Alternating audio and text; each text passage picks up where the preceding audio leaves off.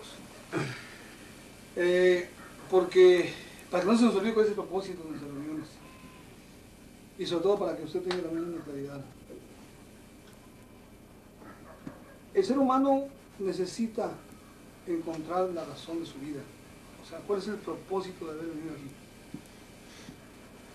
Uno puede decir, bueno, pues para casarme, para tener hijos, pues para gozarla o para sufrir, porque hay gente que decimos... El propósito de venir a la vida. De venir a la vida, sí, a la vida, al nacer, de ser humano.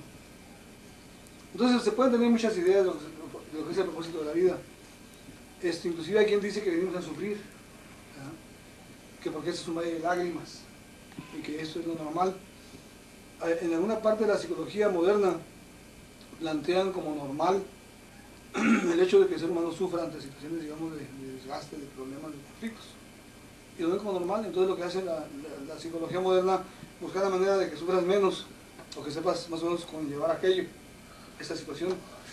Vedanta, la ciencia del arte de vivir, plantea categóricamente de que el ser humano no vino aquí a sufrir, definitivamente. El ser humano vino aquí a crecer, nació como ser humano para crecer, para vivir, para vivir.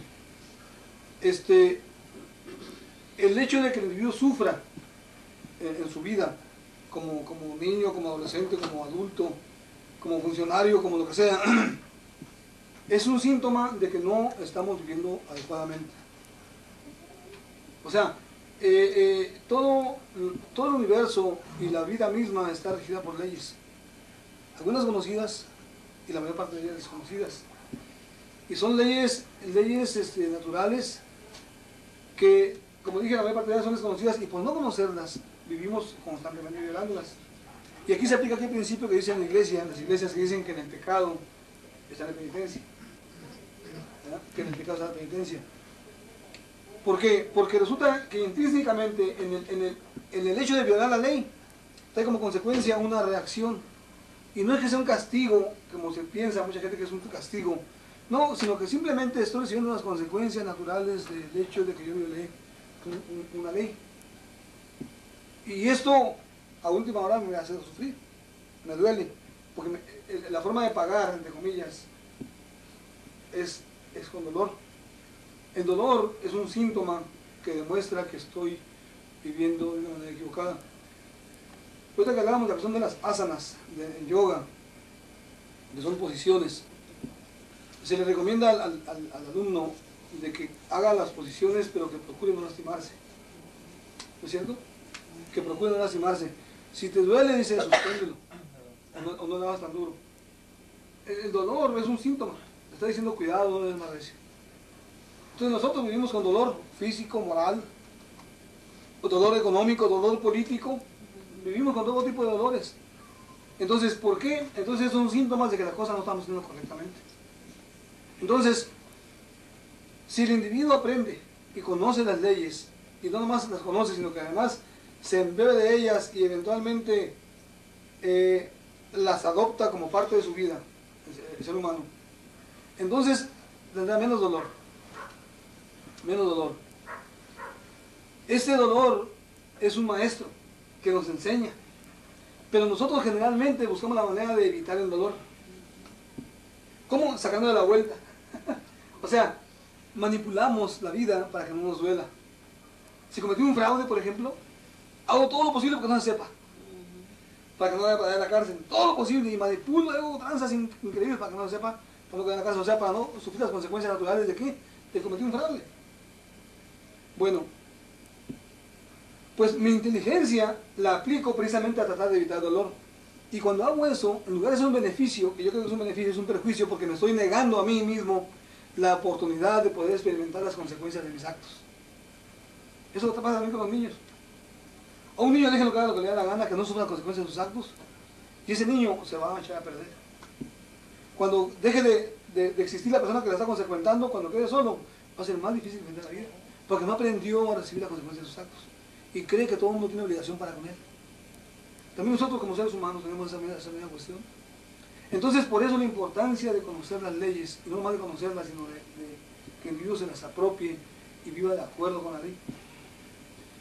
Tanto el Manual de Valores como este libro de la madurez y la vida humana nos hablan concretamente de los valores de la vida, que son valores universales. El maestro Dayananda, en este libro, La madurez de la vida humana, nos hace ver de que a pesar de que tenemos físicamente un cuerpo ya maduro, seguimos siendo inmaduros. O sea, igual que el niño, no queremos aceptar las consecuencias de sus actos. Y nos hace ver de que nosotros tenemos la posibilidad de madurar porque estamos diseñados para eso. O sea, ya tenemos el equipo, pues. No es algo que vamos a ir a considerar en alguna parte y decir, no, pues yo no tengo eso, quién sabe, pues solamente un santo, ¿verdad? O un avatar, o un Dios, o un Cristo, que podría en todo caso. Pero no, dice, cada ser humano cuando nace está ya diseñado para que crezca, para que se desarrolle interiormente, espiritualmente, y deje de ser un niño y eventualmente aprenda a vivir la vida de una manera correcta, sin dolor. Sin dolor. Entonces, el valle de lágrimas es una cuestión relativa. Es valle de lágrimas porque yo así lo he creado. Este valle de lágrimas yo así lo he creado, ¿por qué? Por mi inconsciencia, por no saber que existe un cuerpo de leyes y por vivir en contra de ese cuerpo de leyes, las leyes divinas.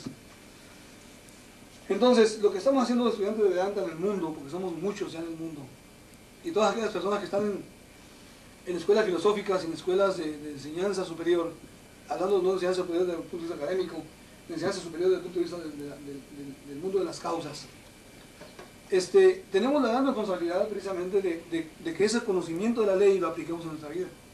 Ahora, pero también, si no queremos, no lo aplicamos. Somos perfectamente libres de no aplicarlo. De hacer lo que nuestra vida muestra, muy regalada gana. ¿Por qué? Porque resulta que dentro de las leyes, a nosotros se nos dio también una cosa que es muy importante, que es el libre albedrío, o sea, el derecho de optar, de escoger. Yo puedo estudiar, no estudiar esto, puedo estudiarlo y leerlo y saberlo de memoria y no aplicarlo. Está en mis manos. Nadie me va a fiscalizar. Yo soy el que soy, en todo caso, yo me la pierdo. Yo me la pierdo. Y así como nosotros, nuestros padres nos enseñan lo que es el camino correcto, de acuerdo con su punto de vista. La iglesia también nos da un punto de vista de lo que es lo correcto, la sociedad nos da un punto de vista de lo que es correcto, y nosotros optamos en actuar como nos vamos a regalar la gana. Ahora, pero eso sí, tenemos que eventualmente recibir las consecuencias de nuestros actos, porque a veces los consejos o las ideas que se nos proporcionan son ideas que tienen mucha sabiduría, pero nosotros las pasamos por alto, nos digo muy. Entonces, Vedanta dice que habla de ti mismo, y Vedanta es tú mismo, dice la enseñanza.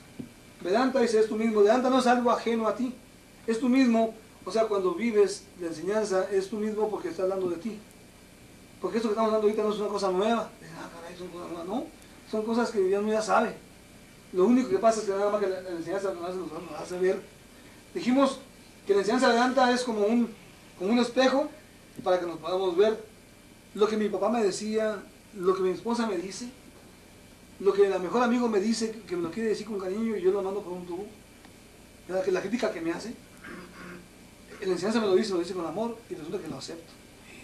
Caray, porque todos me han dicho eso, soy de veras. O sea, me estoy dando cuenta de todos los errores y defectos que tengo en mi mente, son hábitos incorrectos, ¿verdad? Y cuando me doy cuenta de ello, entonces, y la forma como lo plantea el maestro, me dice, ese es tu problema, el origen de tu problema es la meta de alcanzar es esta, es posible alcanzarla, y la forma de alcanzarla es esta, el método, la técnica. Y el hecho de que nos pongan una técnica enfrente es lo más fabuloso. Porque ¿de qué me sirve que esta mujer me traiga un pastel y me diga qué sabroso está el pastel y me lo coma? Y digo, oye, pues ¿cómo se hace, verdad? Pues no, pues es un secreto de cocina, ¿verdad? Oye, me estoy comiendo el pastel, pero resulta que yo no puedo hacerlo. Aquí la idea es que me diga exactamente todos los pasos a seguir. Y aquí en la enseñanza de Vedanta tiene esa cualidad de que nos pone al alcance los métodos a seguir para poder alcanzar esa cuestión. Ahora, pero ¿cuál es la meta? ¿Es únicamente vivir tranquilamente, únicamente vivir de acuerdo con la ley? No, ¿para qué? Esa es para una enseñanza, ¿para qué? Vivir de acuerdo con la ley trae como consecuencia una mente tranquila. Una persona que no se angustia, una persona que no tiene miedo, una persona que no se desespera, una persona que es servicial hacia los demás, esa persona entonces vive más tranquilamente. Su mente no está agitada, ni por el temor de la desesperación, sino que su mente está lo suficientemente tranquila como para que entonces esta mente se pueda ocupar en cuestiones que son superiores. Vedanta nos da la oportunidad de poder aprender a mantener una mente ecuánime, tranquila, para que esa mente nos permita a todos poder ver quién realmente somos. Ahora, la enseñanza desde un principio nos dice quiénes somos. Nos hace ver, no nada más nos dice, sino que nos hace ver que la realidad de cada ser humano y la realidad de la creación y la realidad de Dios, del Creador, son exactamente una sola.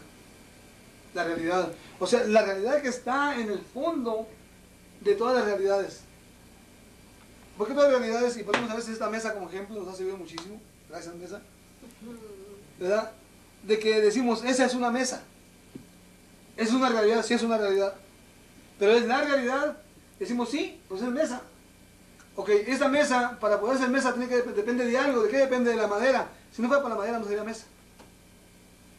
Entonces, esa realidad tiene una dependencia de otra realidad. Entonces, ¿qué es una realidad que es madera? Sí es una realidad. Ahora, ¿es una realidad absoluta? No, también depende de otra realidad. ¿De qué? De moléculas de madera.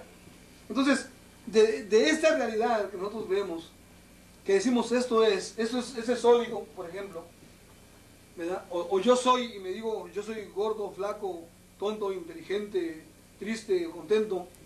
Entonces, esas realidades, en el fondo existe otra realidad.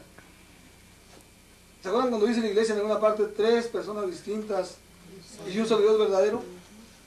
Cuando se refiere a ese Dios verdadero, está hablando de la última realidad.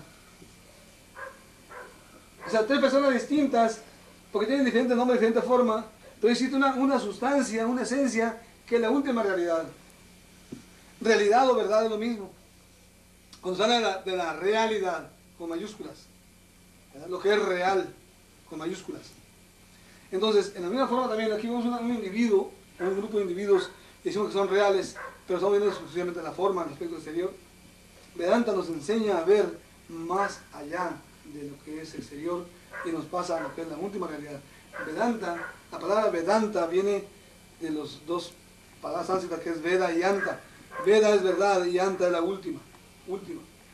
La última verdad. O sea, la última verdad después de qué? De haber negado aquello que no es real. Neti.